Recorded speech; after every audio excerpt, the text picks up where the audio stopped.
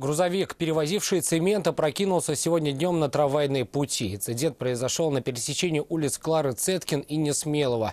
В момент падения цементовоз зацепил встречные автомобили. В общей сложности пострадали 6 машин. Происшествие вызвало огромный затор и парализовало движение трамваев. На месте дорожного коллапса был Айрат Назипов.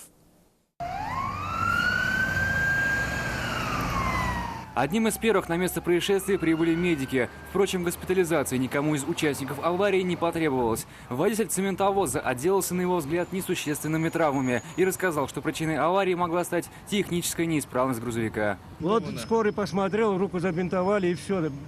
Порезы руки, да, больше ничего нету. Вот на перекрестке тормознил, тормоза неровные, и качнуло, по инерции унесло в сторону, вот и на бок лег. То есть какая-то техническая неисправность машины? Да. Машина была исправна, все исправно. Вот так вот. А вы равновесие получаете? Механики. Вскоре на место аварии прибыл механик организации, который и, вероятно, принадлежит цементовоз. Между ним и водителем состоялся разговор на весьма повышенных тонах. Чем разок, сволочь? Что наделал-то, смотри? Наделал. Че? Что ли ты первый раз поворачивался? Куда ты такой скоростью ехал-то? Дура, еще дать. Сволочь. Все путевки мне давай, все отдавай. Дурак. По предварительной версии, водитель грузовика поворачивал на Кировскую дамбу с улицы Клары Цеткин. Упал прямо во время маневра. При падении многотонный транспорт зацепил встречные автомобили. В общей сложности пострадало 6 машин. Стояли и тут как в замедленном фильме вот это полетело на него. И его на меня откинуло. Ну, я видел, что-то белое такое круглое падает.